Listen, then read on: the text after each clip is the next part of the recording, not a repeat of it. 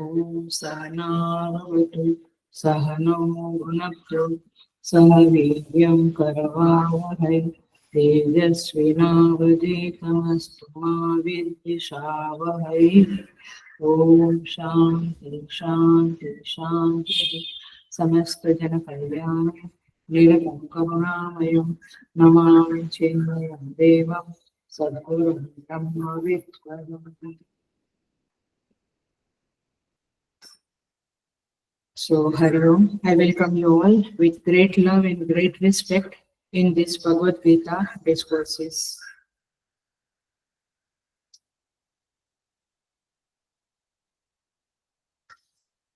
एकादश अध्याय 11वां अध्याय शुरू हो गया है। हम चैंटिंग करेंगे श्लोका नंबर 9 से। Chapter 11 shloka number 9। संजय उवाच एवमुक्त्वा ततो राजन् महायोगेश्वरो हरिः दर्शयामास पार्थाय परमं रूपमैश्वरम्। अनेकवक्त्रनयनम् अनेकाद्भुतदर्शनम् अनेकदिव्याभरणम् दिव्यानेकोद्यतायुधम् दिव्यमाल्याम्बरधरम् दिव्यगन्धानुलेपनम् सर्वाश्चर्यमयं देवम् अनन्तं विश्वतोमुखम्। दिवि सूर्यसहस्रस्य भवेद्युगपदुत्थिता यदि भासदृशी सा स्यात् भासस्तस्य महात्मनः। तत्रैकस्थं जगत्कृत्स्नं प्रविभक्तमनेकधा अपश्यद्देव देवस्य शरीरे पाण्डवस्तदा। ततः स विस्मयाविष्टः हृष्टरोमा धनञ्जयः प्रणम्य शिरसा देवं कृताञ्जलिरभाषत।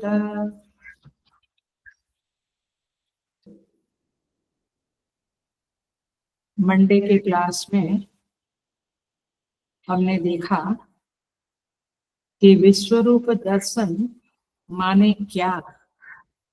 उस चेतन परमात्मा में यह सृष्टि,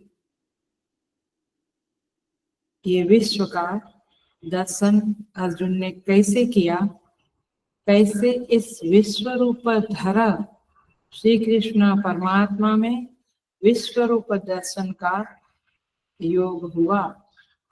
इसको आज हम रिपीट न करके, जिनको चाहिए तो सेकंड टाइम सुन लेना, रिकॉर्डिंग भेजा है, और जिन्होंने पहले भी नहीं भेजा है या सेकंड टाइम सुनना है रिकॉर्डिंग सुन लेना। But that is the key of 11th chapter. वही 11वें अध्याय का रहस्य है। मंडे का क्लास विश्व रूप दर्शन के बारे में जो क्लैरिटी हमने पाई, वही 11वें अध्याय का मूल एसेंस है। और उसी को नजर में रखते हुए हम आगे के श्लोकों का अध्ययन करेंगे। सो आइए हम देखते हैं। संजय के श्लोकों का आज डिस्क्रिप्शन है। संजय उवाच, संजय महाराज धृतराष्ट्र के पास बैठे हैं और सारा जो कुछ श्री कृष्ण और अर्जुन के बीच में संवाद एक्सेट्रा हो रहा है उसके बारे में कमेंट्री दे रहे हैं, धृतराष्ट्र को बता रहे हैं। क्योंकि उनको भी वेद व्यास जी ने दिव्य दृष्टि दी थी, इसीलिए वे सब कुछ महल में बैठते हुए, राजमहल में बैठे हुए देख सकते हैं, समझ सकते हैं, और इसलिए वे धृतराष्ट्र को बता रहे हैं। क्या कहते हैं देख। एवं उक्त्वा ततो राजन महायोगेश्वरो हरिः। 9 नंबर का श्लोक, 9वें नंबर का श्लोक है। हम आज श्लोकों के ऊपर डिस्कस करेंगे। दर्शयामास पार्थाय परमं रूपम ऐश्वरम। यहाँ पे संबोधन है धृतराष्ट्र को, राजन, हे राजन, महायोगेश्वर हरि ही, महायोगेश्वर जो हरि है, हरि माने परमेश्वर श्री कृष्ण, एवं उक्त्वा, महायोगेश्वर हरि इस तरह से बोलकर, कहकर, एवं माने इस तरह से, उक्त्वा माने बोलकर, कहकर, ततः, ततः माने उसके पश्चात, पार्थाय अर्जुन को, पार्थाय माने अर्जुन को, परमं ऐश्वरम रूपम, परम ऐश्वर्य रूप, दर्शयामास दिखलाया। हे राजन, संजय कहते हैं, हे राजन, महायोगेश्वर हरि ने इस प्रकार कहकर बाद में अर्जुन को अपना परम ऐश्वर्य युक्त रूप को बतलाया। आइए इसका मीनिंग और समझेंगे डिटेल में थोड़ा।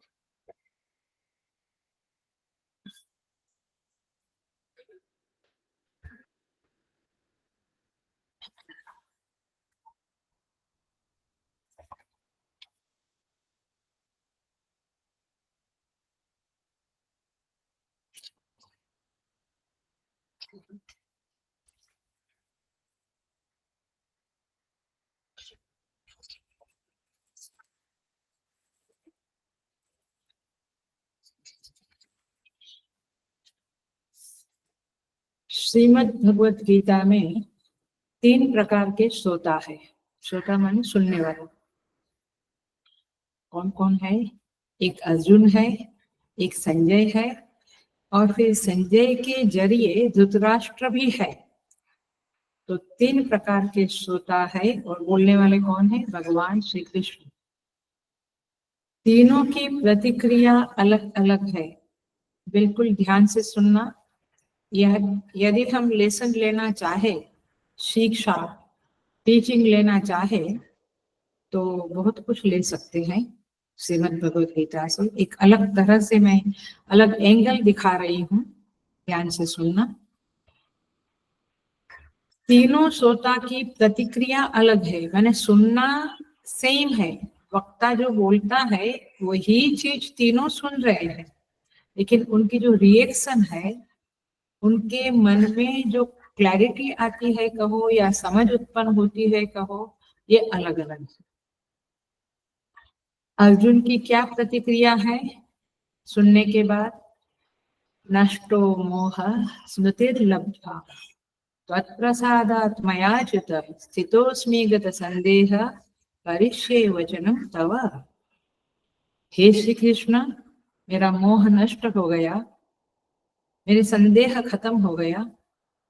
गत संदेह, करिष्ये वचनम तव, मैं तुमने जो कहा, आपने जो कहा, मैं उसको फॉलो करूंगा। आपके उपदेश को मैं फॉलो करूंगा।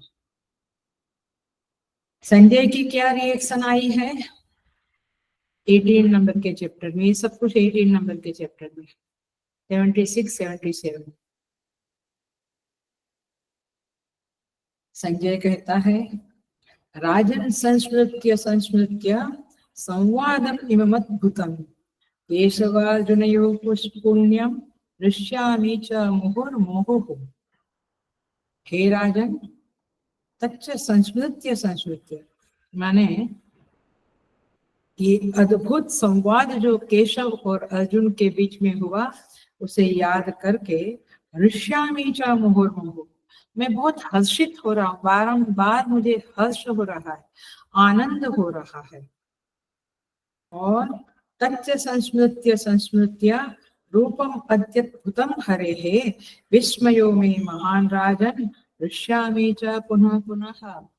2 श्लोक में 76 और 77 में कहते हैं, बार बार उस अद्भुत रूप को याद करके मैं विस्मित हो गया हूँ, और पुनः पुनः मैं हर्षित हो रहा हूँ, मुझे हर्ष हो रहा है। ये उसकी रिएक्शन है। ध्यान से सुनना। और धृतराष्ट्र महाराज के ऊपर कोई फर्क नहीं पड़ता है। उनका तो एक ही जिद है, युद्ध होना चाहिए। धर्म क्षेत्र कुरुक्षेत्र समवेता युयुत्सः मामका पांडवाश्चैव किमकुर्वत संजय। मेरे और पांडु के पुत्र क्या कर रहे हैं वहां से लेके एंड तक, उसके अंदर कोई फर्क नहीं। उसका तो ये पक्का डिसीजन है कि युद्ध होना चाहिए। तो इस तरह से यहाँ पे 3 लोगों की 3 अलग रिएक्शन है जिसे हम देखे हैं। हम अभी श्लोक के संदर्भ में आगे बढ़ते हैं। संजय, बड़ा इजी है आज का क्लास। जितना सोमवार का क्लास कठिन था उतना ही ज्यादा इजी आज का क्लास है। कुछ नहीं है, but you will enjoy. I will say कि एंजॉय के बदले आप, जब मैं कुछ बताती रहती हूँ, माने श्लोक हम जैसे आगे आगे बढ़ रहे हैं, आप उसको विजुअलाइज करते रहना। परमात्मा को आप अपने आंखों में समाये रखना और उनको चित्त में भरे रखना, और जो मैं बोल रही हूँ उसके साथ साथ अपने माइंड को विजुअलाइज करते रहना। परमात्मा को माइंड को ले जाना और परमात्मा को विजुअलाइज करना। तो संजय कौन है? सम्यक जयति मनः इति संजय। सम्यक जयति मनः, जिसने अपने मन को जीत लिया है उसे संजय कहते हैं। तब तो जाकर दिव्य दृष्टि मिली। सो ये है हमारे संजय भगवान, संजय महाराज। और पूज्य गुरुदेव कहते हैं कि he is a journalist, is a संवाददाता। इधर की बात उधर कहता है, इधर देखता है फिर उधर कहता है। सो वहां पे जरा सा एक ध्यान रखने जैसा है कि धृतराष्ट्र को संजय केवल राजन करके बुलाते हैं और भगवान को महायोगेश्वर हरि ही ऐसा करके संबोधन करते हैं। तो संजय का माइंड भी हमें थोड़ी सी क्लैरिटी देता है। संजय के शब्द उसके माइंड की क्लैरिटी देता है। तो महायोगेश्वरो हरि ही। महायोगेश्वर क्यों कहा? क्योंकि, और हरि क्यों कहा? क्योंकि अर्जुन को भगवान ने अपना परम ऐश्वरम रूपम बताया।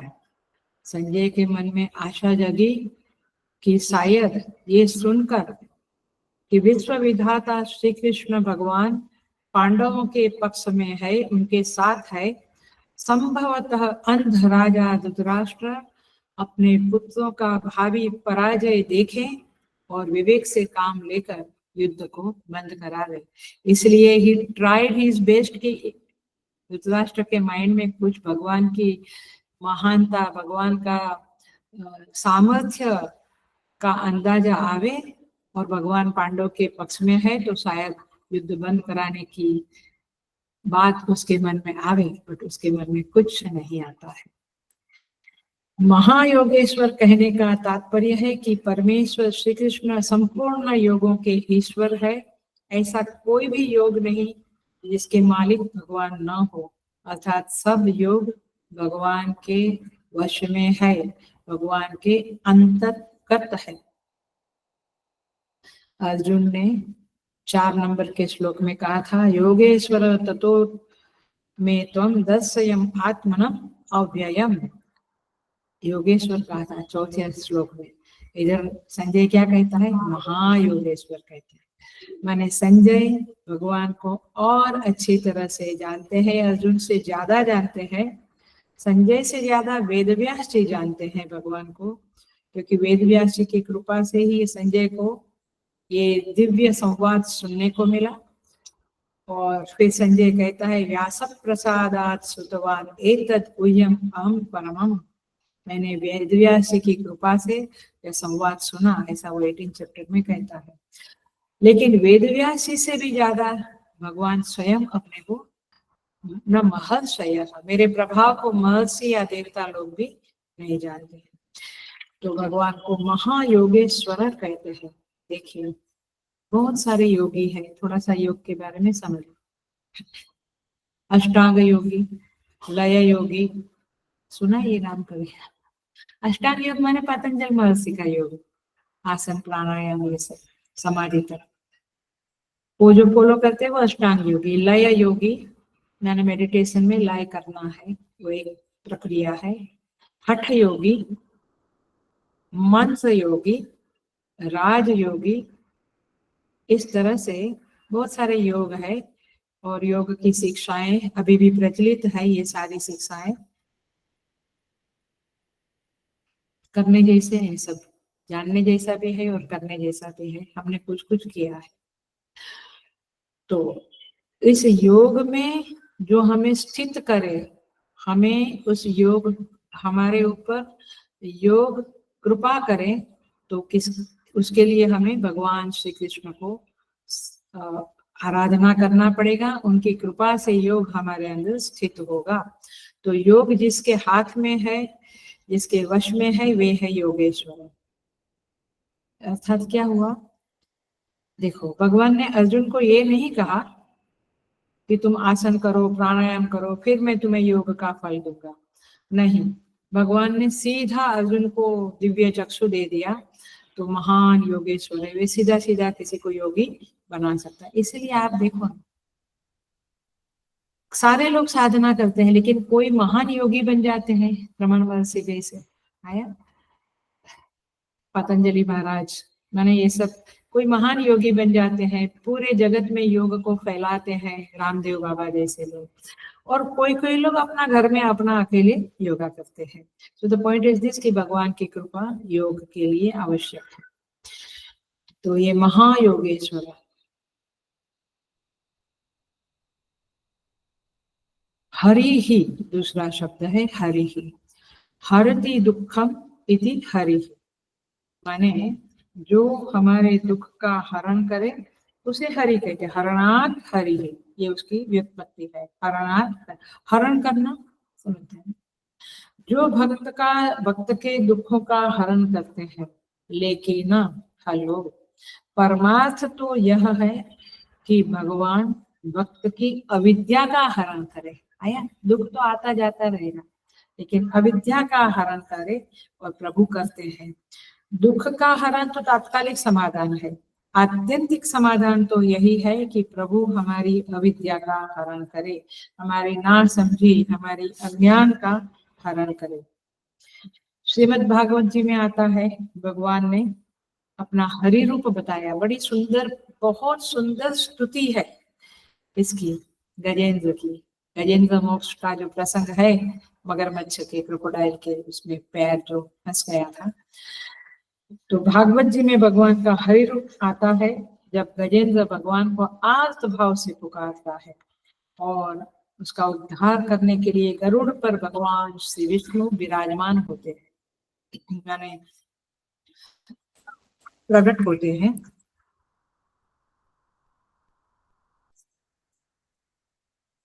आप विजुअलाइज करते रहना तो आपको बहुत अच्छा लगेगा, नहीं तो बोर हो जाए। क्योंकि यहाँ पे वो ज्ञान मार्ग वाली बात नहीं है, भक्ति की बातें चल रही है। तो हरि शब्द से यह भाव निकलता है कि प्रभु अर्जुन की, यहाँ पे इस प्रसंग में अर्जुन की भक्ति भावना से द्रवित होकर उनके सामने अनुग्राहक के रूप में प्रकट हो, उपलब्ध हो। वहां पे भगवान दुख का हरण करने के लिए प्रकट हुए भागवत जी में, यहाँ भगवान अविद्या का हरण करने के लिए प्रकट हुए। तो मानो कि सच्चिदानंद परमात्मा ने अनुग्रह वृत्ति को स्वीकार करके अनुग्राहक का रूप ले लिया है। और इसीलिए आचार्य लोग कहते हैं हरति अविद्या सकार्यम इति, माने अविद्या उसके कार्य के साथ, अविद्या का कार्य क्या है, ना समझिया इत्यादि, सब कुछ हमारा हरण हो जाता है भगवान। इसलिए हरि नाम से पुकारे जाते हैं। इतना ही नहीं, आपको और अच्छा लगेगा, मैं थोड़ा और प्रॉब्लम करती हूँ इस बात को और थोड़ा लंबा। देखो, हरति वासना, कोई है ऐसा जो प्रार्थना करता है कि प्रभु मुझे वासना मुक्त बना दो? नहीं। ये तो बड़ी कॉमन वासना, कॉमन प्रार्थना है साधकों के बीच में, मेरी वासना ही हटा दो। क्योंकि वासना नहीं रहेगी तो इच्छा नहीं उत्पन्न होगी, इच्छा नहीं उत्पन्न होगी तो वैराग्य आएगा, वैराग्य आएगा तो प्रभु प्राप्ति होगी। सो हरति वासना हरति पापम, पाप नष्ट कर दो मेरा, ये भी प्रार्थना अच्छी है। क्योंकि पाप नष्ट होंगे तो निर्दोष निर्मल मन हो जाएगा। निर्मल मन जन हरि भावा मोहि कपट छल छिद्र भावा। भगवान निर्मल जन मन मोहि भावा। भगवान कहते हैं मुझे निर्मल लोग को पसंद है, कोड कपट वाले लोग मुझे, छल छिद्र छल करने वाले लोग मुझे पसंद नहीं है। तो हरति पापम हरति अभिमान, ये जबरदस्त है। उनकी अभिमान हरण करने की जो पद्धति है, जो उनकी युक्ति है, वो भी गजब की है। हमें लगता है कि मेरा अपमान हुआ, रोना धोना करते हैं, बट भगवान ने उस तरह से, और हम कहते भगवान ये क्या माने, ऐसा क्यों करते हैं लोग मेरे साथ। लोग नहीं, भगवान ही सबका रूप लेकर आपके साथ डील कर रहे हैं। तो भगवान ही आपका थोड़ा अपमान करा के थोड़ा अभिमान को चोट पहुंचाते हैं, ताकि आप थोड़े निराभिमानी सरल बने। तो हरति अभिमानम हरति अज्ञानम हरति मनः, इसलिए उनका नाम पड़ा मनोहर। सबका मन अपनी ओर खींच लेते हैं, बुद्धिमानों का भी भक्तों का भी। बुद्धिमान भी भगवान का चिंतन करने में अपने मन को रोक लेता है, और भक्त तो भगवान को चिंतन करता ही रहता है। यहाँ तक नहीं, भगवान का एक नाम है प्रारब्ध हृत। प्रारब्ध का भी हरण कर सकते हैं प्रभु, और करते हैं। जीवों के प्रारब्ध को भी चुरा लेते हैं। प्रारब्ध हरने की भी उनकी युक्तियां हैं। कैसा भी हो प्रारब्ध, भला बुरा कैसा भी, कहाँ दिखता है हमें, अंतकरण में दिखता है। प्रारब्ध अच्छा है तो मुझे सुख दिखता है, नहीं तो दुख दिखता है। ये सुख दुख को, प्रारब्ध का फल जो सुख दुख है, उसे अंदर घुसने की जगह ही नहीं देते हैं, भगवान ही बैठ जाते हैं मन में। इस तरह से भगवान ने क्या कर दिया, प्रारब्ध का हरण किया। समझ में आती है ये बातें, कितने प्यारे हैं भगवान परमेश्वर। डॉक्टर लोग तो इंजेक्शन से, एनेस्थेसिया देकर थोड़ी देर के लिए सुख दुख से छुड़ाते हैं। भगवान तो कायम के लिए, परमानेंटली हमें सुख दुख से छुड़ा देते हैं। इसलिए प्रारब्ध हारी भी है, वासना हारी, पाप हारी, अभिमान हारी, अज्ञान हारी, प्रारब्ध हारी, मन हारी, मनोहर। तो इस तरह से परमात्मा को हरि शब्द से जो पुकारा जाता है। अब विष्णु सहस्त्र नाम मैंने शुरू किया था नौपाड़ा क्लास में, थाने में ही स्टेशन के पास एक क्लास में, जहाँ लोग लेकर अम्मा इन ग्रुप था। लेकिन ये कोरोना के बाद वो छूट गया, वो छूट ही गया। अब वो लोग सब ऑनलाइन में आ गए, बट वो ब्यूटीफुल क्लास था। मुझे I was enjoying it so much, क्योंकि भगवान के एक एक नाम के ऊपर हम व्याख्या करते थे। Very beautiful. तो ये है हरि शब्द का अर्थ। अब परमम रूपम परमम ऐश्वरम रूपम दर्शयामास। संजय कहता है धृतराष्ट्र को, भगवान ने अपना परम रूप दिखाया। देखो, ऐश्वर्य रूप दिखाया, माने ऐश्वर्य युक्त। ऐश्वर्य का अर्थ होता है शासनशीलता, माने सामर्थ्य, सामर्थ्य युक्त। देखो थोड़ा सा इसके ऊपर हम देखते हैं। जीव जो होता है, हेलो, थोड़ा सा समझ लेना पड़ेगा। जीव जो होता है वह एक शरीर में आता है। ईश्वर सर्व शरीरी है, सारे शरीर में, राइट। अन्य संप्रदाय मजहब रिलीजन जो है, उसमें ईश्वर को ध्यान से सुनना, पकड़ लेना इस बात को। उन मजहब माने इस्लाम को, क्रिश्चियनिटी को, जहाँ पर भी बाकी जितने भी है, माने चार बाग वगैरह सब जगह पे ईश्वर को जगत का निमित्त कारण मानते हैं, उपादान कारण नहीं। ये शब्द याद है। घट का, घट बनाता है कुम्हार, घट का निमित्त कारण कुम्हार है, और उपादान कारण मट्टी है, राइट। तो हमारे वेदांत संप्रदाय में ईश्वर को निमित्त कारण भी मानते हैं और उपादान कारण भी मानते हैं। लेकिन अन्य मजहबों में अन्य संप्रदाय कहो, धर्म कहो, केवल निमित्त कारण मानते हैं। Are you getting? तो हमारे जो ईश्वर है, वेदांत में जो ईश्वर की अवधारणा है, उसमें यह ईश्वर से बनी सृष्टि ईश्वर रूप ही है। इसलिए हम आतंकवाद नहीं फैला सकते, इसलिए हम गला या तन से शरीर माने अलग करना, ये बातें हम नहीं कर सकते, क्योंकि सब में परमेश्वर है। हम सब में तन से सिर जुदा, ये हम नहीं कर सकते हैं, क्योंकि हमारे ईश्वर, हमारे प्रभु सब में विराजमान है। और हम उपादान कारण भी उनको मानते हैं, निमित्त कारण भी उनको ही मानते हैं। तो देखो आप कैसा विश्व रूप देखा होगा अर्जुन ने, क्योंकि सारे रूप प्रभु के हैं। और वो कैसे है, फिर से सोमवार के ही क्लास में एक एक्सटेंशन करती हूँ 2 मिनट के लिए। जीवों के जैसे एक एक शरीर है, वैसे समग्र विश्व ईश्वर का शरीर है। आप समझो, आपका ये एक शरीर है, पूरी सृष्टि समष्टि परमात्मा का शरीर है। इसी को विराट रूप कहते हैं, इसी को पुरुष सूक्त में सा पुरुष कहते हैं। अब हमारे पूरे शरीर में कितने बैक्टीरिया, कीटाणु, जीव जंतु हैं, तो उनके शरीर में सारा विश्व है। लेकिन ये देह में जो कुछ भी है, चाहे ब्लड कहो, चाहे फेफड़े कहो, चाहे हार्ट कहो, जो कुछ भी हो, जीव जंतु सब कुछ, जो भी जड़ चेतन सब कुछ जो भी है, तो देह के रूप में मैं ही वह सब हूँ। मैं ही हूँ ना, क्योंकि पूरे शरीर को मैं कहता हूँ अज्ञान अवस्था में, तो मैं ही हूँ। अब समझो, ये थोड़ा सा एक्सटेंशन है, बट आपको समझने के लिए समझो, मेरे शरीर में एक कीटाणु है, एक बैक्टीरिया है, जो भी कहो, वो अर्जुन के रूप में है, और मैं श्री कृष्ण के रूप में। और फिर मैं अपना सारा रूप उस एक अर्जुन को, माने वो बैक्टीरिया को बताता हूँ।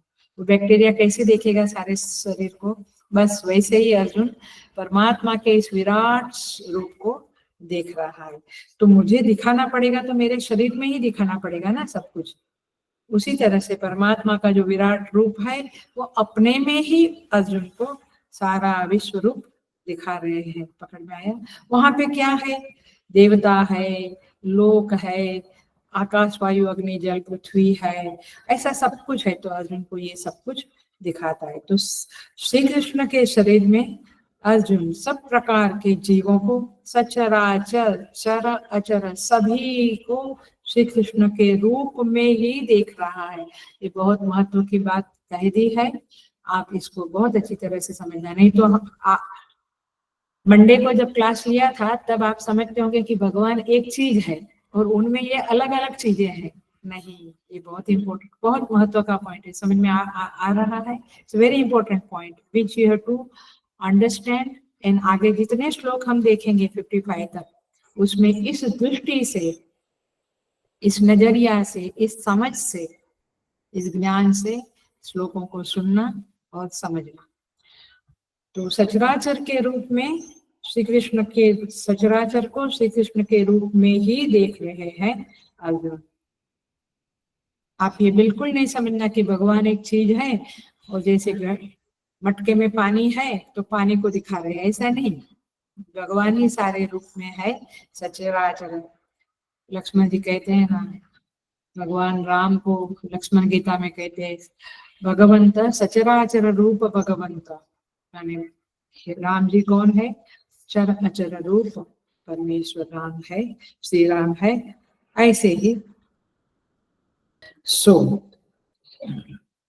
7 श्लोक में जो कहा था, यही कस्थम जगत कृष्णम पश्चाद्य सचराचर, अर्जुन ने देख लिया उसे। और इस तरह से ये 9th श्लोक में संजय कहते हैं कि अर्जुन ने दर्शयामास, उस अर्जुन को भगवान ने अपना रूप दिखाया। ऐश्वरम रूपम दर्शयामास। आगे बढ़ते हैं। आई थिंक ये श्लोक 9th श्लोक को मार्क करो, ये बहुत इंपॉर्टेंट श्लोक है। इसमें पिछला क्लास माने मंडे का क्लास और आज का क्लास सब कुछ का सारांश इसके अंदर आ जाता है, क्योंकि भगवान का ऐश्वर्यमय विश्व रूप अर्जुन देखते हैं। और कैसे देखते हैं?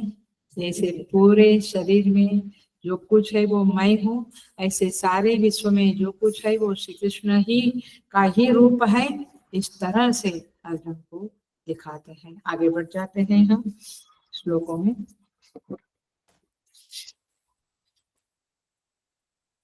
10 नंबर का श्लोक देखेंगे। 10 इन 11 साथ में करते हैं। अनेक वक्त नयनम अनेक अद्भुत दर्शनम।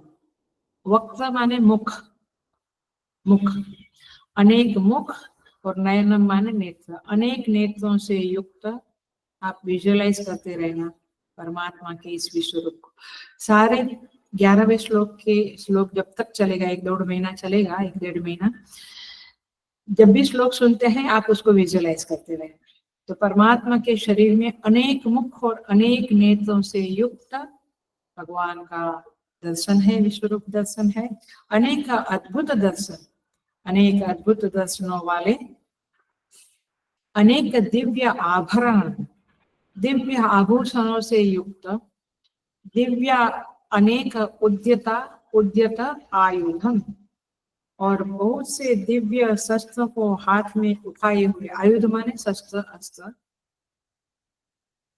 अस्त्र, आयुध माने अस्त्र, और उद्यत माने भगवान जैसे माने हाथ में शस्त्र उठाए हुए, अस्त्र उठाए हुए हैं। और दिव्य माल्याम्बरधरम, माल्य माने माला, अंबर माने वस्त्र, अंबर माने कपड़ा, वस्त्र, दिव्य माला और वस्त्रों को धारण किए हुए, दिव्य गंध अनुलेपनम, दिव्य गंध का सारे शरीर में लेप किए हुए, सर्व आश्चर्यमय देवम, सब प्रकार के आश्चर्यों से युक्त, अनंतम देवम, सीमा रहित, विश्वतोमुखम देवम, सब और मुख किए हुए विराट स्वरूप देवम, परम देव को अर्जुन ने देखा। माने भी कैसे आपको कल्पना आ रही है, माने विजुअलाइजेशन हो रहा है अपने माइंड में कि अनेक मुख है, अनेक अद्भुत दर्शन है, दिव्य आभरण, शस्त्र, गंध, माला, आभूषण, सब कुछ भगवान ने, वो रूप भगवान का अर्जुन देख रहे हैं। आइए हम देखेंगे। कहते हैं मैं कैसे वर्णन करूं? संजय धृतराष्ट्र के पास वर्णन कर रहा है, ये बोलना नहीं। भगवान ने विश्व रूप धारण कर लिया है। इस समय वे अरूप नहीं है, निर्गुण निराकार नहीं है, ये समष्टि रूप विराट रूप में, अद्भुत रूप में है। अनेक मुख अर्थात चेहरे, अनेक नयनों वाला यह रूप है। ये वेदोक्त वर्णन इसका पुरुष सूक्त में किया है। सहस्र से सा पुरुष सहस्रपाद। फर्क कितना है पुरुष सूक्त में और इन श्लोकों में? क्या फर्क है? यहाँ पे अनेक वक्त नयन कहा है, अनेक, और वहां सहस्र से आया, इतना फर्क है। तो सिर्फ सहस्र शब्द और अनेक शब्द का फर्क है, बाकी उपलक्षणा से सब कुछ सेम ही है। अनेक का अर्थ है न एक, तो कितना? एक नहीं तो कितना? जितना आप सोच सकते हो सोच लो। तो जितनी बड़ी संख्या आप सोच सकते हो सोच लो। तो अद्भुत, अद्भुत का अर्थ है अदृष्टपूर्व, अद्भुत का अर्थ है अदृष्टपूर्व, जिसको पहले कभी देखा नहीं होता है उसे कहते हैं वाह अद्भुत है, ये कहानी अद्भुत है, ये सीन अद्भुत है, ये दृश्य अद्भुत है, ये सूर का जो उतार चढ़ाव किया, गायन किया, वो अद्भुत है। माने यहाँ पर आपको लगता है कि पहले कभी ऐसा सुना नहीं, तो इसे कहेंगे अद्भुत। देखा नहीं, इसे अद्भुत कहेंगे। तो ये विश्व में भी बहुत सारी अद्भुत चीजें हैं जिसे हम कहते हैं। कितने प्राकृतिक स्थल है, ये पहाड़, नदियां, समुद्र, हिमालय, सब कुछ अद्भुत है, सुंदर। बट समझना क्या है, ये सारे रूप भगवान के हैं। भगवान ही इन रूपों में अपने आप को प्रकट कर रहे हैं, अथवा कहो 10वां अध्याय का सहारा लेकर, ये सब भगवान की विभूतियां हैं, भगवान ही इस रूप में दिख रहे हैं। तो संजय कहता है, देखो मेरी बुद्धि कुछ सोच नहीं सकती है, इतना अद्भुत है। अद्भुत शब्द का अर्थ हमेशा भयभीत होने वाला नहीं होता है, सुंदर भी होता है।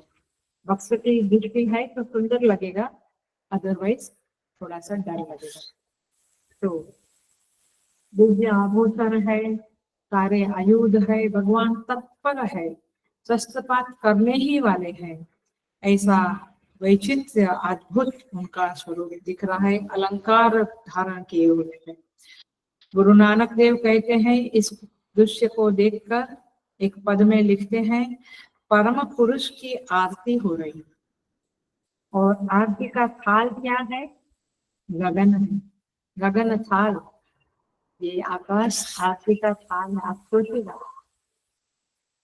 हमें तो कुछ कल्पना, हमारा तो दिमाग फटाफट आरती करो, धूप करो और कुकर लगाओ। शाम का आरती वगैरह पता नहीं कितना जल्दी जल्दी में करते हैं। परम पुरुष की आरती हो रही है, आरती का थाल गगन है और ज्योति क्या है उसकी? सूर्य। ये उनकी कल्पना है। परमात्मा के संदर्भ में ऐसा सोचना चाहिए, माने इस तरह से कुछ उनसे कम्युनिकेशन करना चाहिए। देखिए, जिससे युद्ध किया जाए उसका नाम आयुध है। और अद्भुत शब्द का अर्थ और एक है, जहाँ कार्य कारण भाव का बोध नहीं हो सकता है, उसे भी अद्भुत कहते हैं। और दिव्य गंध, दिव्य गंधानुलेपन, चंदन आदि जो लौकिक गंध है, उससे विलक्षण अलौकिक गंध है।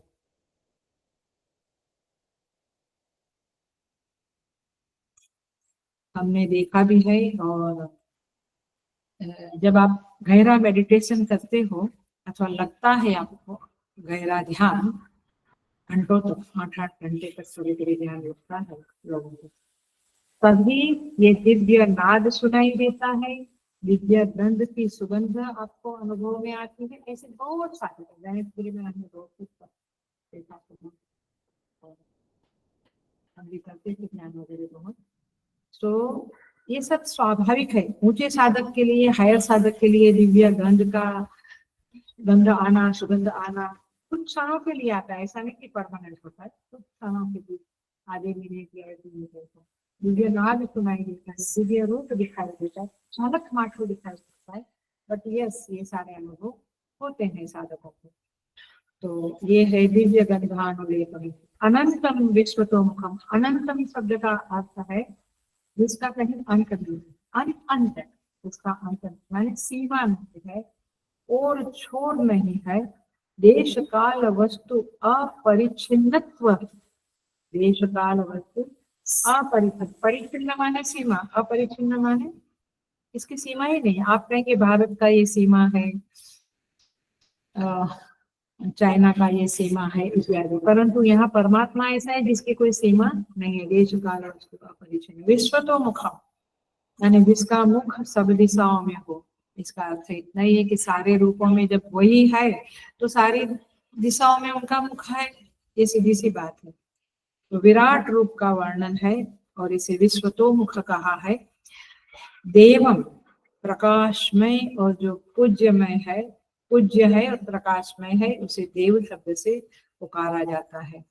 तो ये देव पहला प्रयोग कर, देव पद का प्रयोग करके संजय ने ये भाव दिखलाया कि श्री कृष्ण परम तेजोमय है और अर्जुन ने उन्हें उसी तरह से देखा, ऐसे परम प्रकाश में स्वरूप में देखा। जिनको झांकी होती है ध्यान में, मेडिटेशन में, उनको ऐसा परम तेजों में स्वरूप की झलक दिख जाती है कभी कभी कभी। उनकी कृपा से होता है, हमारे एफर्ट से कुछ नहीं होता। हम करते रहे एफर्ट्स, बट जिस क्षण उनकी कृपा हमारे प्रति हो जाती है, उस क्षण नाद, गंध, सुगंध, रूप की झलकें दिख जाती है। सर्वाश्चर्यमयम देवम अनंतम विश्वतो मुखम। जैसे हम यहाँ बैठे हुए, माने अपने घर में बैठे हुए प्रयागराज का कल्पना करते हैं, वहां पे ऐसे लोग, टीवी में देखते हुए भी कहते हैं कि शायद मैं वहां जाऊं तो ऐसा ये होगा वो होगा, तो हम अपने मन में ही एक पिक्चर को देखते हैं। ऐसा अर्जुन ने नहीं देखा, अर्जुन ने प्रत्यक्ष रूप में देखा इसलिए ऐसा नहीं सोचना कि अर्जुन के माइंड को कुछ घुमा दिया, ऐसा कुछ नहीं है। तो भगवान अपने रूप को दिखा रहे हैं।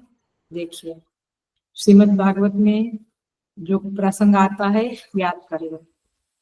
जब ब्रह्मा जी ने श्री कृष्ण की टेस्ट करने के लिए भगवान कृष्ण का जब अवतार हुआ, तो उनकी परीक्षा लेने के लिए बछड़ों को हरण कर लेके गए, गोप बालों को हरण करके ले गए। तो भगवान क्या किया, भगवान ने स्वयं बछड़े बन गए, स्वयं गोपाल बन गए, गोपाल बन गए, है ना।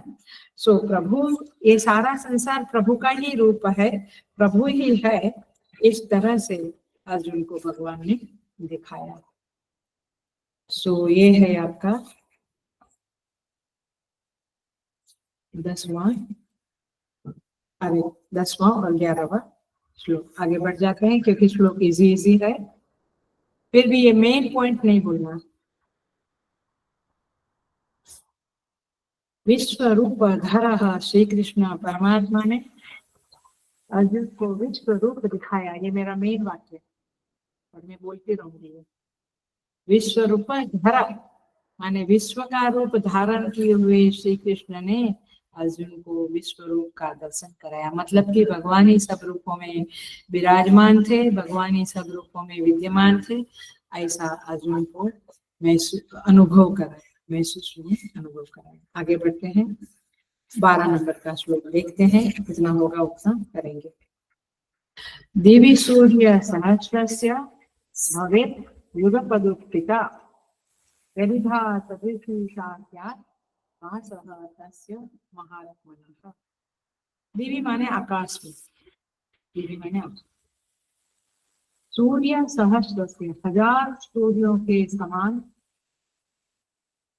1000 सूर्यों का युगपत उत्थिता भवेत्, युगपत उत्थिता पहली लाइन बराबर, संधि अलग करके बोल रही हूँ। भवेत् युगपत, युगपत माने एक साथ, साइमल्टेनियसली। उत्थिता माने उदय होने से, हजारों सूर्य का एक साथ आकाश में उदय होने से उत्पन्न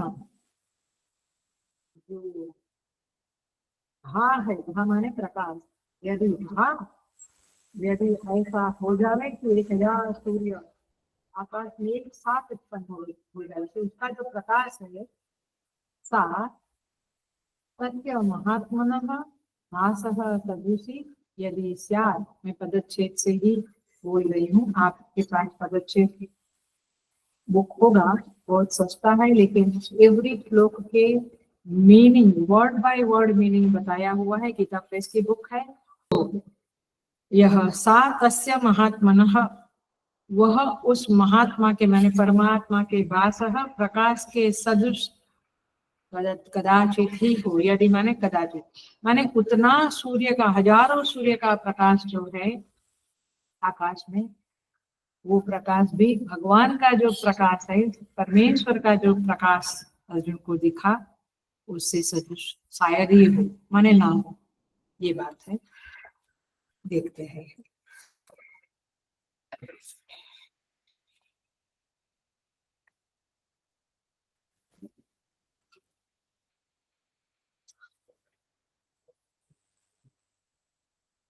माने वह प्रकाश की तुलना विश्वरूपधारी भगवान के साथ की नहीं जा सकती है।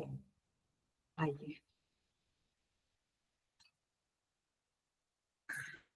एक कंपैरिजन बताती हूँ ताकि आपको एक वाइडर विजन आवे, चित्त में आवे। जैसे आकाश में हजारों तारे हैं, तारे तो हम देखते हैं, लेकिन हजारों तारे एक साथ उदित होने पर भी एक चंद्रमा के समान उसका प्रकाश है। ऐसे सहस्र चंद्र आकाश में उत्थित हुए तो भी एक सूर्य के समान उनका प्रकाश नहीं। ऐसे सहस्र सूर्य आकाश में प्रकट हुए तब भी विराट पुरुष के समान, परमेश्वर के समान उसका प्रकाश नहीं है, क्योंकि अब आता है रहस्य। क्योंकि सूर्य का प्रकाश भौतिक है, परमात्मा का प्रकाश अलौकिक है। सूर्य का प्रकाश लौकिक है, भगवान का प्रकाश अलौकिक है, दिव्य है। इसलिए भौतिक प्रकाश और दिव्य प्रकाश की जाति ही अलग अलग होने से उनके आपस में तुलना नहीं की जा सकती है। यहाँ केवल अंगुली निर्देश किया है कि परमात्मा का प्रकाश बहुत ज्यादा है, इसलिए दिव्य सूर्य सरस्वस्य ये उपमा दी है। वैसे तो हम जानते हैं, शास्त्रों में बताया है, न तत्र सूर्यो भाति न चंद्र तारकम् नेमा विद्युतो भाति तोयमग्निः तमेव भान्तमनुभाति सर्वं तस्य भासा सर्वमिदं विभाति। क्या कहते हैं? न तत्र सूर्यो भाति, माने सूर्य का प्रकाश, चंद्र का, अग्नि का प्रकाश, उसके आगे कुछ नहीं, क्योंकि तमेव भान्तम अनुभाति सर्व। ये बहुत लोग है ना त्वमेव बोलते हैं। अभी भी हमारे मंदिर में मैं कितना बार टोकती हूँ, तभी भी तमेव भान्तम अनुभाति सर्व नहीं बोलते, त्वमेव भाति। इसका मीनिंग ही बदल जाती। तम एव भान, तम माने वह परमेश्वर के भान्तम माने प्रकाशित होने से, माने उनके अस्तित्व से सूर्य चंद्र तारों में प्रकाश आता है। समझ में आया? तो त्वमेव भान्तम का कोई मीनिंग ही नहीं है संस्कृत में, माने इस तरह से मीनिंग नहीं होगा यहाँ पे ये श्लोक में, सो ध्यान रखना। तो स्तुति माता का ये श्लोक है। तो ये सारे के सारे जो सूर्य चंद्र के प्रकाश है, वे सारे भगवान से ही, परमेश्वर से ही उनका प्रकाश, उनमें प्रकाश आता है। तो फिर उनकी कंपैरिजन कहाँ, मूल के साथ ब्रांच की कंपैरिजन कहाँ करनी है, शाखाओं की कंपैरिजन नहीं हो सकती। इसलिए भगवान 15वें अध्याय में कहते, यदादित्यगतम तेजम जगत भासयते खिलम यच्चंद्रमसि यच्चाग्नौ तत्तेजो विद्धि मामकम। ये अर्जुन, जो सूर्य में, चंद्र में, अग्नि में जो तेज है, मेरा तेज है। सो इस तरह से इवन 11वें अध्याय में 43 नंबर के श्लोक में कहेंगे, न अर्जुन प्रार्थना करते हुए कहेंगे, न त्वत्समोऽस्त्य व्यधिककुतोऽन्य लोकत्रयेऽप्य प्रतिमः प्रभाव। आपके समान ही कोई नहीं, तो आपसे अधिक तो कौन हो सकता है। तीनों लोक में आपका प्रभाव अप्रतिम है, ऐसा अर्जुन कहते। तो भगवान यहाँ पे जो कहते हैं, संजय जो कहते हैं कि हजारों सूर्य उगने के बावजूद परमेश्वर के तेज के समान वो नहीं हो सकते हैं, ये बात सच है। देखो,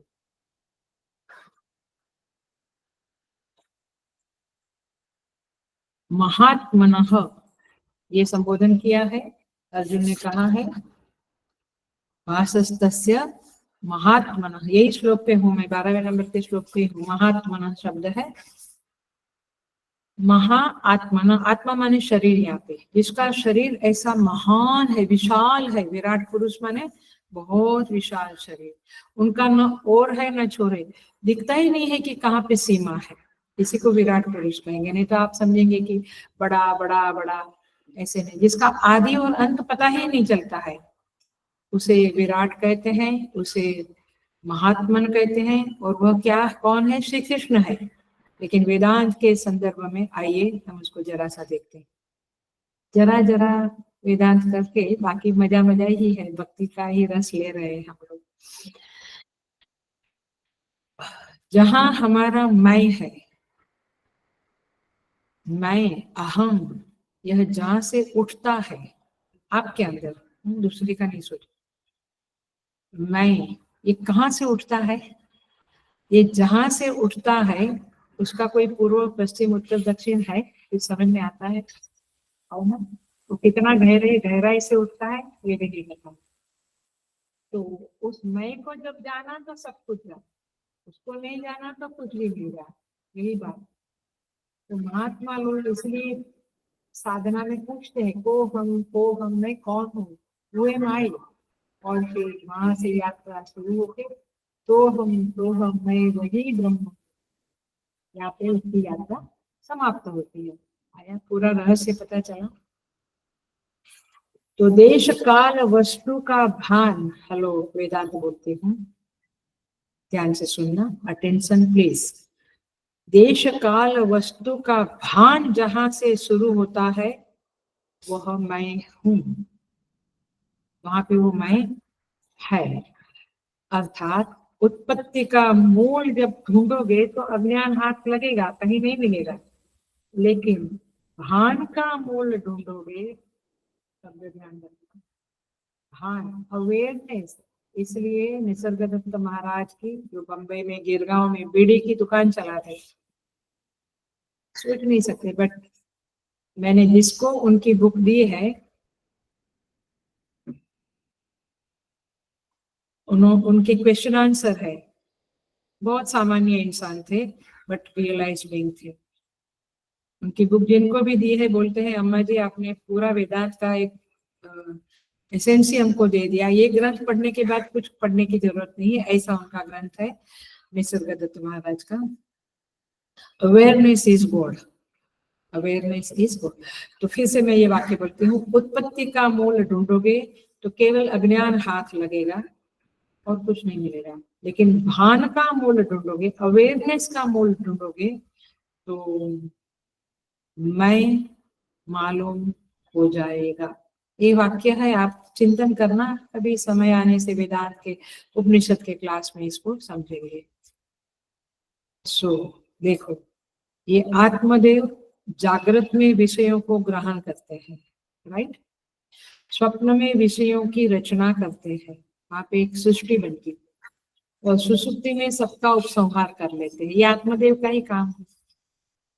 और इन तीनों अवस्थाओं में झगमग झगमग जो झलकते हैं वही आत्मदेव सबके भान का निमित्त कारण है और सबके होने का उपादान कारण है। ये आत्मदेव ही सबके भान का, अवेयरनेस का निमित्त कारण है और सबके होने का, अस्तित्व का, होने का माने विद्यमानता का, होने अस्तित्व का, एग्जिस्टेंस का उपादान कारण है। और वह समरस एक रस रहता है, ऊपर नीचे आज कम ज्यादा नहीं होता है। उस महात्मा भगवान ने अर्जुन को अपना विश्वरूप दर्शन कराया। ये है आपका 12वां श्लोक, बड़ा इंपॉर्टेंट। वैसे श्लोक ये लोग कहते हैं गीता का 11वां श्लोक में क्या पढ़ना है, अरे यार ये तो मेरा तो बहुत प्रिय प्रिय अध्याय है एक तरह से, क्योंकि यहाँ पे आप बुद्धि से जिसको आप समझने की कोशिश कर रहे हैं उनके साथ आप एक रूप होने की साधना कर सकते। Here you can unite with that विश्वरूप परमेश्वर, उनके साथ आप जुड़ सकते हो ये श्लोक, ये अध्याय के और ये श्लोकों के जरिए। I love this chapter very much. So देखो,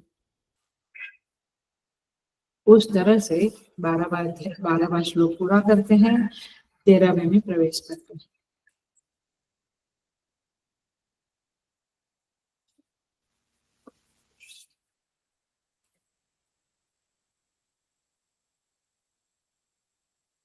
तत्सैकस्थं जगत् कृष्णं प्रविभक्तम् अनेकधा अपश्यत् देवदेवस्य शरीरे पांडवः तदा। पांडवः, पांडुपुत्र अर्जुन ने, तदा माने उस समय में, ये कौन कह रहा है, किसको कह रहा है, धृतराष्ट्र को संजय कह रहे। पांडव धृतराष्ट्र को कहते हैं, तदा उस समय में पांडुपुत्र अर्जुन ने अनेकधा प्रविभक्त, अनेक प्रकार से विभक्त हुए, कृष्णम जगत, संपूर्ण जगत को, देव देवस्य शरीरे अपश्यत, उस देवों के देव श्री कृष्ण भगवान के उस शरीर में, तत्व माने उस शरीर में, माने विराट शरीर में। अगेन सोमवार का लेक्चर बार बार याद करना, एक शरीर ऐसे अपने शरीर जैसा वहां भगवान खड़े थे मानव रूप में, मानुष रूप में, ऐसे नहीं। अर्जुन देखता है विराट रूप देखता है, और छोर रहित रूप देखता है। तो भगवान के उस विराट शरीर में इस जगत को एक जगह स्थित देखा, क्योंकि भगवान के शरीर में तो अनंत कोटि ब्रह्मांड नायक है, अनंत कोटि ब्रह्मांड है। तो हमारा ये जगत तो एक जगह पे स्थित है। तो इस तरह से अर्जुन ने भगवान के शरीर में अनेक प्रकार से विभक्त हुआ, माने अलग अलग प्रकार से सत्वदेव, दानव, पशु, मनुष्य, पहाड़, वृक्ष, ये सब कुछ, नदी, समुद्र, सब कुछ अलग अलग देखा, प्रविभक्त अनेक जगह।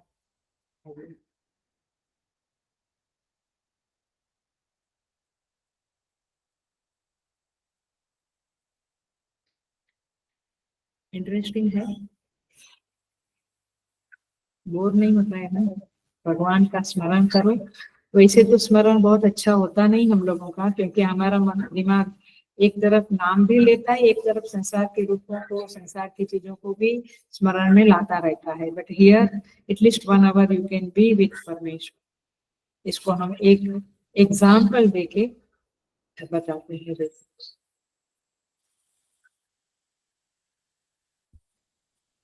एक काष्ठ खंड है, माने लकड़े का एक बड़ा टुकड़ा है, उसमें नाना प्रकार के चित्र अंकित होते हैं। जगन्नाथ भगवान वगैरह काष्ठ में ही है, नाना प्रकार के चित्र अंकित होते हैं, किंतु आदि, अंत और मध्य में उन चित्रों का उस काष्ठ खंड के अतिरिक्त कोई पृथक अस्तित्व होता है क्या? जो मूर्ति बनती है काष्ठ में, वो मूर्ति का, जैसे अपने यहाँ से मार्बल की मूर्ति है तो श्री कृष्ण भगवान की है, तो क्या वो मूर्ति का मार्बल से कभी अलग संबंध रहेगा, अलग होना रहेगा? नहीं। वो सारे काष्ठ के चित्र जो है, काष्ठ में अंकित जो चित्र है, उनका पृथक अस्तित्व है ही नहीं। Hello, attention please. उसी तरह से विश्वरूप हरि के शरीर में, विश्वरूप हरि परमात्मा के शरीर में नाना प्रकार से विभक्त हुए देव, दानव, गंधर्व, मनुष्य, पशु, पक्षी, कीट, पतंग आदि को एक साथ अर्जुन भगवान के अंग प्रत्यंगों में इन सबको देखता है। किंतु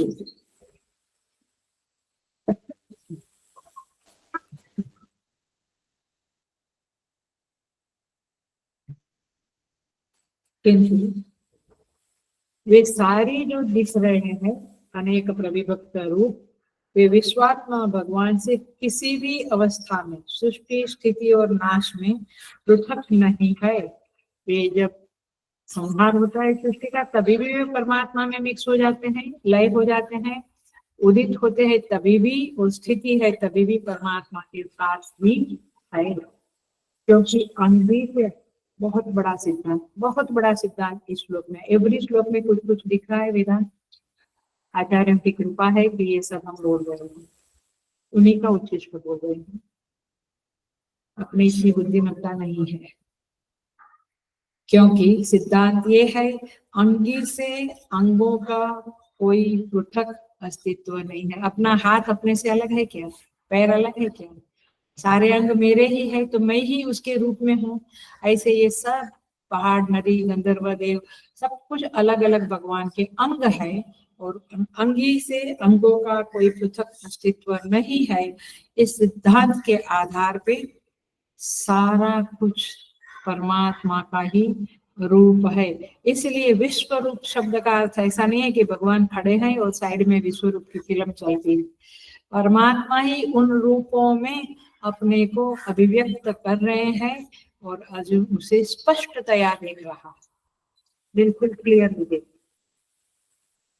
तो रवि भक्त अनेकधा, इसका और थोड़ा सा एक्सटेंशन करे ताकि आपके चित्त में और क्लैरिटी आए। भगवान के शरीर में एक जगह में स्थित जरायुज, अंडज, उद्भिज, स्वेदज बताया है। स्वेदज माने ये रुई वगैरह, या छोटे छोटे पानी में वो जो होते हैं वो उद्भिज माने वनस्पति, अंडज माने अंडे से उत्पन्न, जरायु माने जरा से गर्भ से उत्पन्न। ये सारा जगत जो है स्थावर जंगम नभचर जलचर हलचर, नभचर माने आकाश में उड़, नभ माने आकाश, आकाश में उड़ने वाले, जलचर माने पानी में रहने वाले, और हलचर माने पृथ्वी पे रहने। 84 लाख योनिया, 14 भुवन, 7 ऊपर के 7 नीचे के लोग,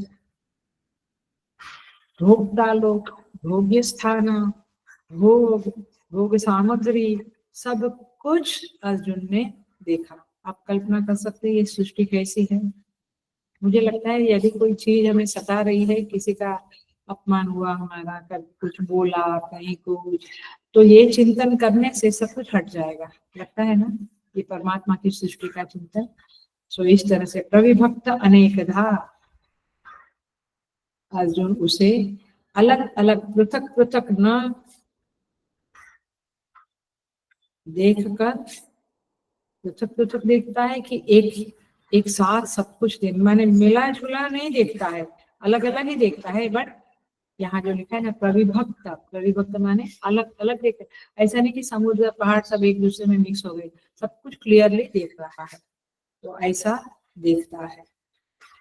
अपश्यत, अपश्यत माने देखा, अर्जुन ने इस तरह से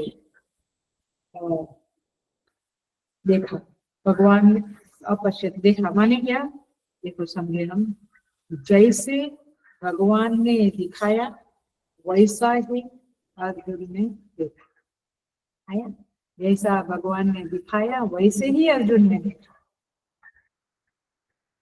अर्जुन शब्द का अर्थ है अर्जुनार्थ, अर्जुना, पाणिनि व्याकरण के अनुसार, पाणिनि ग्रामर के अनुसार अर्जुनार्थ, अर्जुना, अर्जन करने के कारण, क्या अर्जन किया, उसमें धन का अर्जन किया राजस्व यज्ञ में, आयुधों का अर्जन किया, पाशुपत अस्त्र भगवान शंकर से प्राप्त किया, इस तरह से इंद्र से, सभी देवताओं से कुछ कुछ प्राप्त किया। फिर भक्ति का अर्जन किया कृष्ण के प्रति, श्री कृष्ण के प्रति, और निपुणता का, कौशल का अर्जन किया, रात रात भर वो 5 चलाता था। मैंने बहुत कुछ अर्जन किया है, इसके लिए इसका नाम है अर्जन, अर्जुन पाणिनि व्याकरण के अनुसार। और दूसरी जो टीका है महाभारत में, जो टीका है नीलकंठ जी की, उसके अनुसार रुजुत्वाद अर्जुन, रुजुत्व माने सरलता, बिल्कुल निष्कपटता, उनके तो बड़े रुजु है ये, रुजु ही माने मृदु तो है ही, बट रुजु ही माने सरल व्यक्ति। तो निरुक्त के अनुसार महाभारत में ये दिया है, निरुक्त माने पता है ना, व्याकरण निरुक्त, छंद शिक्षा कल्प, व्याकरण निरुक्त, छंद ज्योतिष, ये 6 हमारे शास्त्र है। तो रुजुत्वात माने सरल, कुटिल नहीं, सरल। एक बात ध्यान रखना, ये आचार्यों ने बताया हुआ, संतो महात्मा ने बताया हुआ सिद्धांत है, ध्यान से सुनो। सरल हृदय जिसका होता है उसी के हृदय में सामने वाले की बात प्रवेश करने के लिए समर्थ है, माने प्रवेश करके बैठ जाते हैं। किसको? सरल मन के लोगों को। और जो कुटिल है वो किसी वस्तु को ईमानदारी से सच्चे रूप में ग्रहण नहीं कर सकते हैं। मैं पुनः बोलती हूँ, जो कुटिल व्यक्ति है, कुटिल मन है, वो किसी वस्तु को ईमानदारी से सच्चे रूप में ग्रहण नहीं कर सकता है। कई बार हमें व्यवहार में भी लगता है ना, हम कुछ बोल रहे हैं, सामने वाला मुंडी हिला रहा है, बट उसके दिमाग में कुछ जा नहीं रहा है, बड़ा इरिटेशन होता है कि जब बता दिया उसके बाद वो पूछते हैं, अच्छा इसका ऐसा, हमने बोला ऐसा तो मैंने कहा ही नहीं तुमको, किधर था तुम्हारा माइंड, बड़ा इरिटेशन आता है। माने आप ऐसा थप्पा नहीं लगाना लोगों के ऊपर कि ये बराबर नहीं सुना तो ये कुटिल है, हमारा भी ऐसा हाल होता है कभी कभी। सो पॉइंट इज दिस कि सरल व्यक्ति का अंदर कोई कुटिलता है नहीं, तो कोई फालतू की बात आती नहीं है कि इसको ऐसा करो, इसके साथ ये छल करो, कपट करो, कुछ नहीं है। तो सरल व्यक्ति को सरलता से अंदर जाता है, बाद में वो अपना विवेक यूज करता है इत्यादि इत्यादि। बट कुटिल व्यक्ति को तो बात ठीक से समझ में आती ही नहीं है, सच्ची तरह से राइट वे में समझता ही नहीं। तो ये है अर्जुन शब्द का अर्थ। तो इस तरह से यहाँ पे हमें देखना है कि अर्जुन ने भगवान के विराट रूप में विश्व रूप को देखा। साधारणतः जगत दृश्य के नानात्व में, ये जगत के जो दृश्य है ये नानात्व है, उसमें सत्यत्व बुद्धि रखने के कारण हम भ्रमित रहते हैं।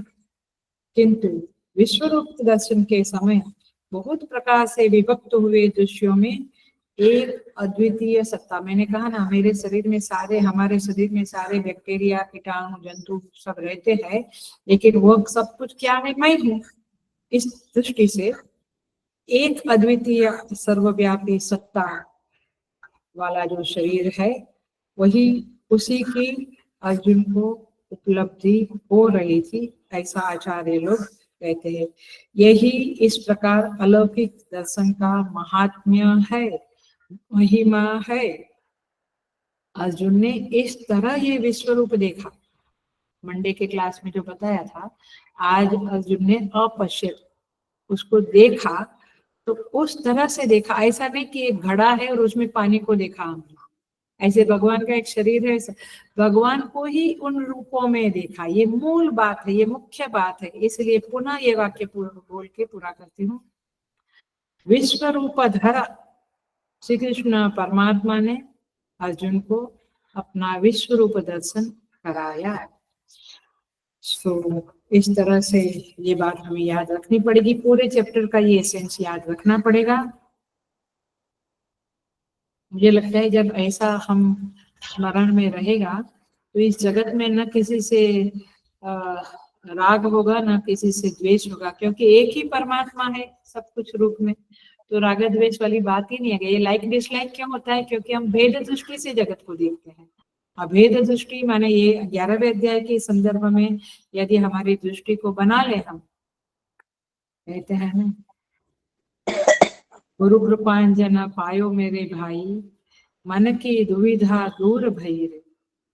मेरा मन में जो शंकाएं थी, दुविधा थी, सब दूर भई, क्योंकि गुरु कृपांजन पायो, गुरु की कृपा से आंखों में ऐसे अंजन लगा दिया गुरु ने कि अब दृष्टि बदल गई। सो क्या कहते हैं, गुरु पैया लागू लखावी दे जोरे, जन्म जन्म का सोया मनवा, शब्द न मारी जगावी दे जोड़े, गुरु पैया लागू लखावी दे जोड़े। ये जन्म जन्म का सोया मनवा, ये मन, ये जीव जन्म जन्म से सोया है, शब्द न मारी जगावी दे जोड़े। ये जो भक्त कवि है वे, वो जा नहीं सकती है गुरु के पास, तो दूसरे लोग जा रहे हैं तो उनको कहते हैं कि गुरु को मेरे प्रणाम लिखा देना और कहना कि ये जन्म जन्म का सोया मनवा है, उसे कुछ शब्द दो, कुछ मंत्र दो, कुछ इसे, जैसे ये 11वें अध्याय में ये एक मंत्र रूप ही ये बात आई है, ऐसा कुछ सुना दीजिए। शब्द न मारी जगावी दे जो, एक बार ये ज्ञान में हम जाग उठे तो फिर क्या कहते हैं, यही जग जामिनी जाग ही जोगी, परमारथी पर पंच वियोगी।